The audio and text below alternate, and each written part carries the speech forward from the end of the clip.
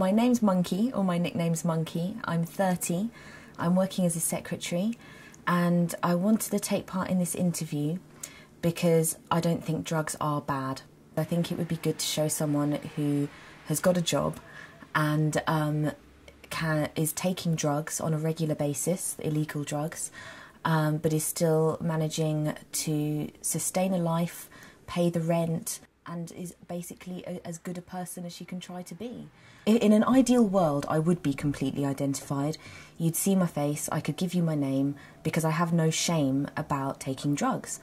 But I love my parents, I love my family, and if by some association they found out about this, or were targeted in some way because of this, I wouldn't be happy with that, because I love and respect them.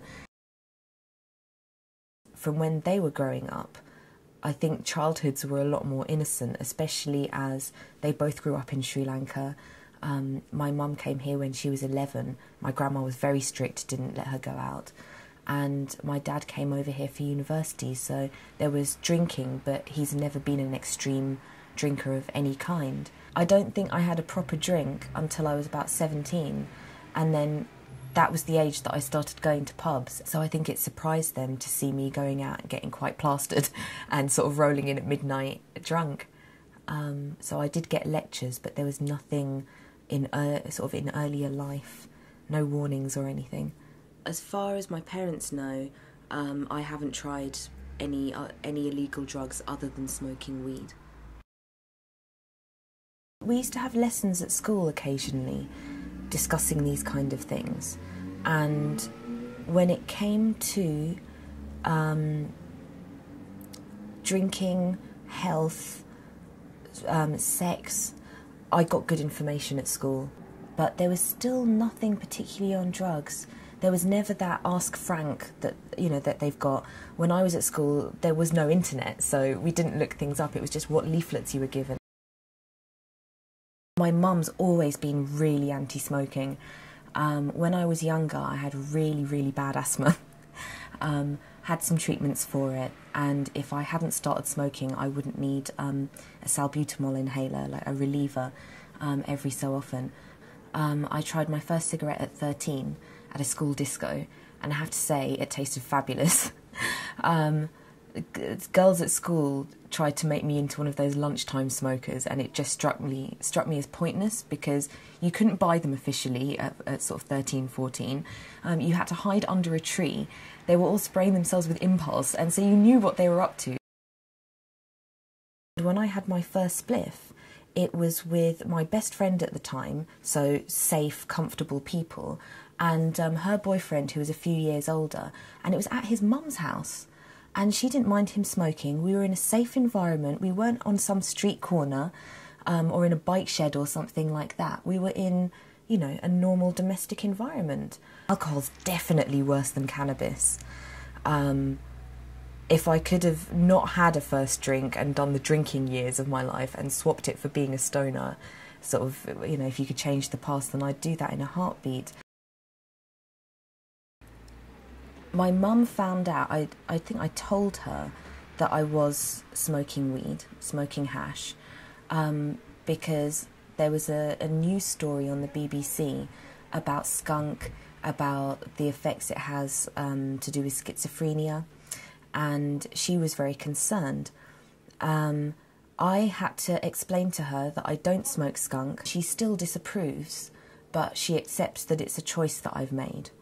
I won't smoke skunk again.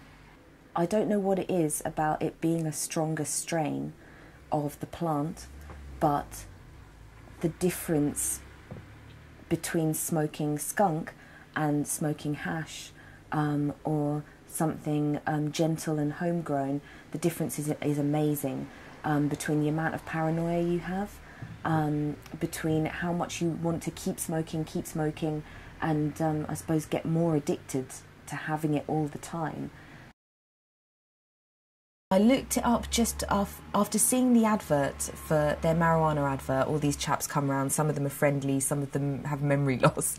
I had a look on there and looked up weed, and I would say about 40 to 50% of the advice is actually quite good. It's quite straightforward.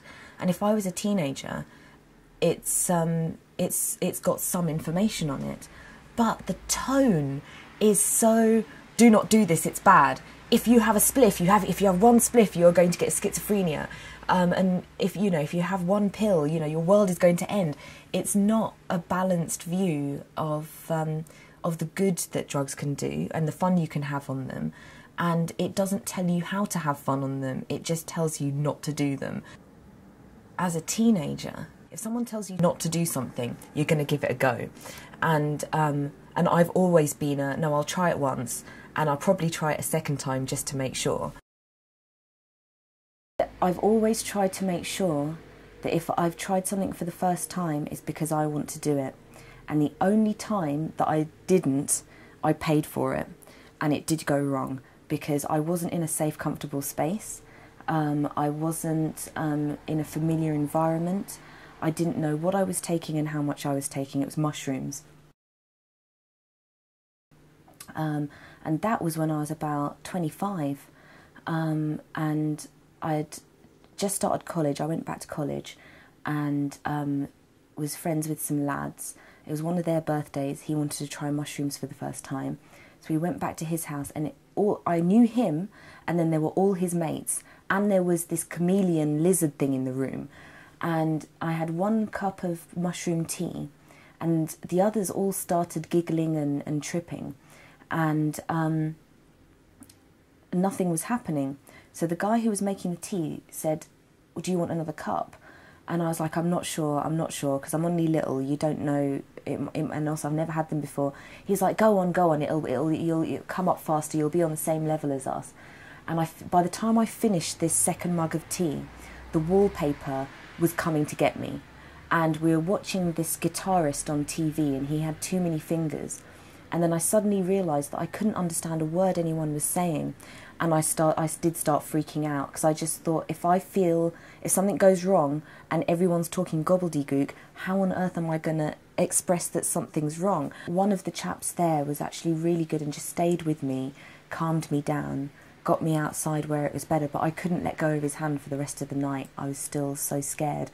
And I've tried mushrooms since, but I feel paranoid on them now, even when I'm with close friends, so I've given up on them. I wish I could get off the tobacco, but part of me just enjoys it far too much. I drink very rarely. It's pretty much down to rum now. Beer is the nastiest thing in the whole world. I worked in a bar for 2 years, and you could tell who was going to give you trouble by the kind of beer they were drinking every single Friday night without fail. If you're on the Stella, I don't want you at my bar. Acid is by far my favourite drug, that and smoking some hash. Just for what it does to your mind. I find that if I've got a lot on my mind and I have a weekend on acid with some friends, I can untangle the threads in my head of all these different things that I'm thinking about. It enhances colour and shape, so the things that you're seeing are either hilarious or beautiful. The things that it does to music are just astounding. Other than being tired because you've been awake for 12, 24 hours, there's a very harmless come down. And I really love smoking weed. I smoke it every day, like minimum 1, maximum if there's friends around, maybe 5, 6 spliffs. Because I prefer a slower, more relaxed way of life, it doesn't impact on my life. I think if I wanted to be a busy person, constantly doing things, constantly busy, and achieving every day, then perhaps I would smoke less or not at all. Now that I've actually realised recently, if I get caught with a spliff, I can minimum get cautioned, maximum go to jail for 12 to 18 months?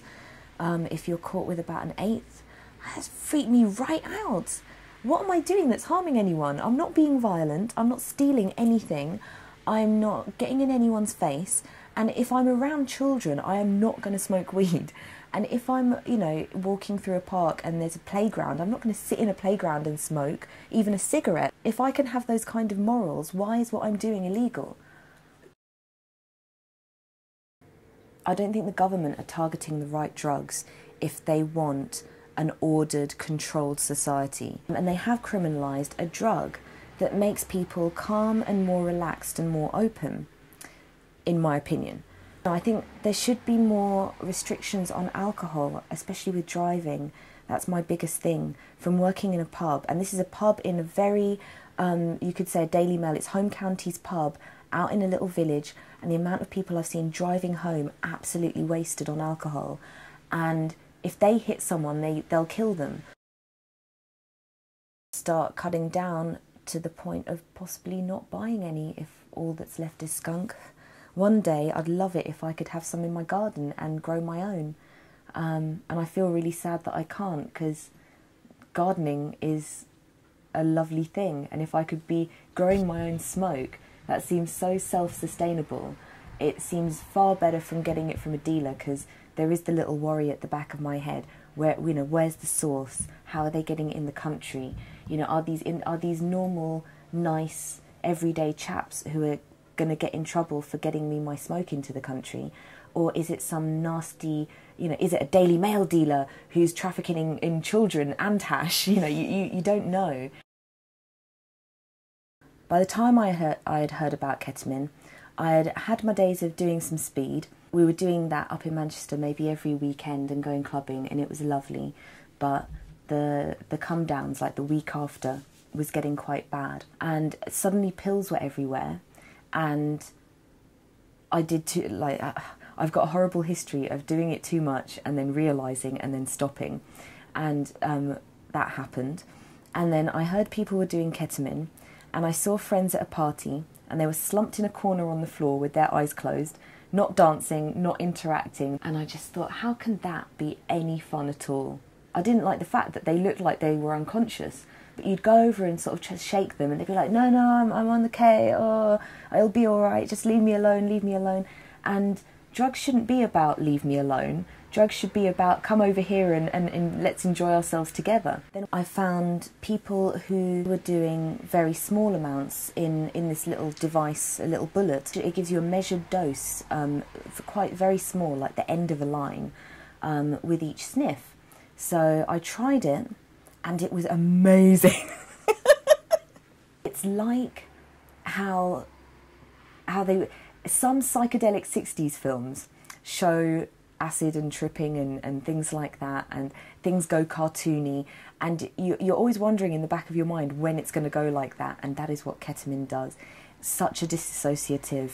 The way you react to music and to the pictures that go on in your mind when your eyes are closed, you see things behind your eyelids. It's just lovely. The first time does send you into that hole. But I was with my boyfriend at the time. I was with safe people in a comfortable environment. We were in a bedroom where everything was squashy, no sharp corners. After that, when you take another one of those small hits, you don't fall into the hole so much. Now, I can take a small amount, go clubbing, dance. The music's just incredible on ketamine, and it makes everything really funny. And you get very chatty, and there's lots of lovely nonsense being spoken between friends, and I do like it. But it is a drug that must be treated with caution and respect. It's the only psychoactive drug. It's the only trippy drug that your body will get addicted to. Acid will just leave your body. Mushrooms will just leave your body. But ketamine stays in there going, do you want some more? Do you want some more? And I don't like that voice, actually. So it's not a drug I'll ever have on my own. I do an ounce of weed a month, and that's £65. And it is the cheapest stuff you can get, but it lasts, so it's fantastic.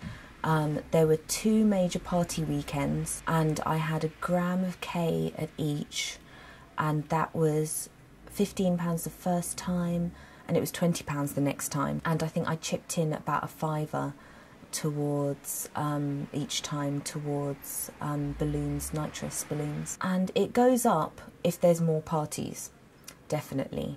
But the circle of friends that I have, we tend to all chip in rather than each of us getting a gram. There's not as much excess.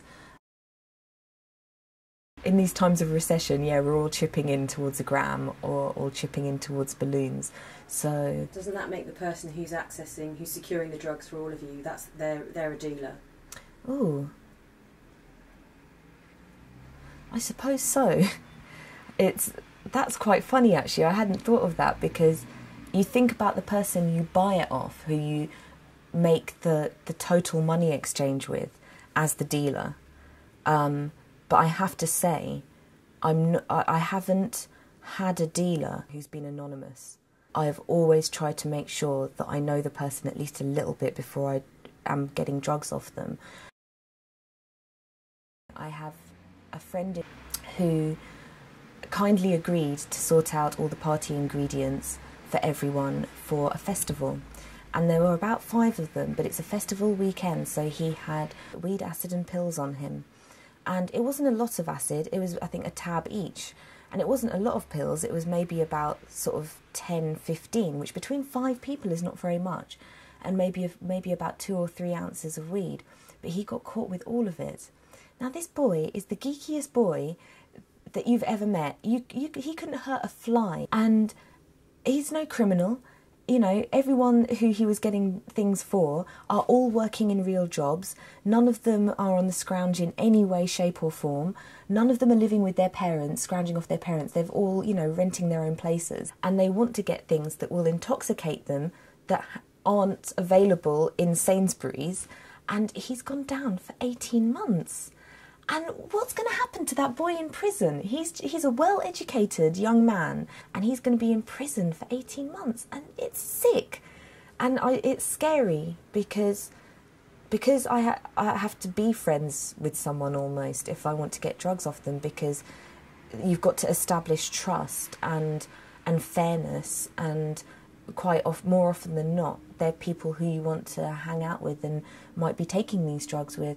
And then to think of them going to prison, to think of me going to prison, is frightening.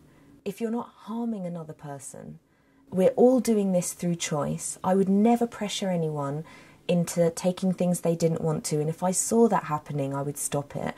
And there's been quite a few times I've gone up to someone and gone, hang on a minute, do you know what you're taking? Hang on a minute, is it the first time that you're trying this? You know, do you want me to sit with you and take you through it? Because I really like doing it. It is a lot of fun taking drugs. I don't see a huge difference between the legalised drugs and the illegal drugs. And I think that we're being victimised because there's people out there who don't want you to have fun and who want too much control over other people. If they legalised it, right, if they legalised drugs, say they legalised hash, you would be able to take a tax off it, and that tax would go to police and councils and schools and roads and traffic wardens, which are all the same things that your average Daily Mail reader is contributing towards with their alcohol tax. Yes, I do. I think post-alcohol, that 17 to maybe age 19 period was when I realised that I had an addictive personality. So it's keeping a control on every aspect of my life, which includes keeping a control over the drugs. It's not easy. I have had to watch myself over ketamine because I did notice that in certain company it's too easy to go for a bigger and bigger line instead of just sticking to that little bullet. And so I gave myself a month off it in January and started from the beginning again, and for the past few months I've just only been having those small amounts. So it is dangerous, which is why there should be more information and drugs should be treated with respect, including alcohol, caffeine and tobacco. If I was bringing up some kids, it would be important to me to be open with them about the drugs that are out there, the ones that I might be taking, the ones that other people are taking. As I get older, I think it's more and more important that many, many drugs should not be tried until you're over 18, because there's just too much important stuff growing in your brain. But they should know it's out there. You should know it's out there so that you can build up your information and look forward to something happening, rather than not know, suddenly find out, suddenly think it's good, suddenly realise it's bad. Because by the time that cycle's finished, you might be in a really bad place in your life. Around about age 8 or 9, when we moved to Kent, that's when I first started having suicidal thoughts. And that went on through school. Didn't really tell anyone about it. And then we got to the sixth form, and I think I was properly depressed, and ended up going to the doctors after an incident. And the doctor arranged for a counsellor. And I must have been about 18, because it was after I'd had my first spliff, and had been stoned maybe about, 5-6 times, not hugely often. And I remember speaking to this counsellor chap, who must have been in his 40s or so, and me, 18, meeting up at school in a room off the common room, and him asking me whether I'd tried any drink or drugs. And I mentioned alcohol, and then I mentioned the weed, and as soon as I did, his attitude changed towards one of, this must be one of the causes. And I saw him once more, and then, because I felt uncomfortable with him, I didn't see him again. Fast forward to about age 22, 23, and having panic attacks and big periods of depression. I do think it was exacerbated by the amount of skunk I was smoking, and by the amount of pills that I was doing as well at that time. But again, got referred to a psychologist on the NHS. Again, you'd say about your childhood, about the feelings that you'd have when you were younger, about how those feelings were building up, and then they'd ask about drug use, and you'd explain about drug use, and then that would be the cause of your problems, which is a factor, but it isn't the cause. I was prescribed Seroxat, so at age 22, 23, which made me more suicidal than I think I'd ever felt before. At that time, I self-harmed, which I'd never done before, and then the following year, it was in the news, it was in all the newspapers about how Seroxat affects young people under 25. A friend of mine referred me to a private therapist, which I had to pay for, best money I ever spent.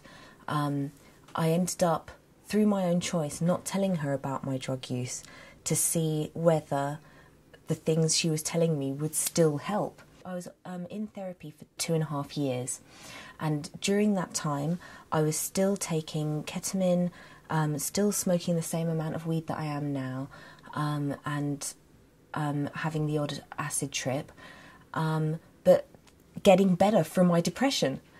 And with no antidepressants as well. Still continuing the drug use, having a form of therapy where it addressed the issues from my childhood and changed myself and improved the way that my brain works. I'd rather sort of self-medicate, I suppose. And if it's funny, because that Ask Frank thing shows the guy getting stoned and then feeling panicky, whereas I find, and I can't speak for anyone else, but I find that if I'm panicky and I have a smoke, then I'm able to go out. I get the feeling that they don't get this kind of information either.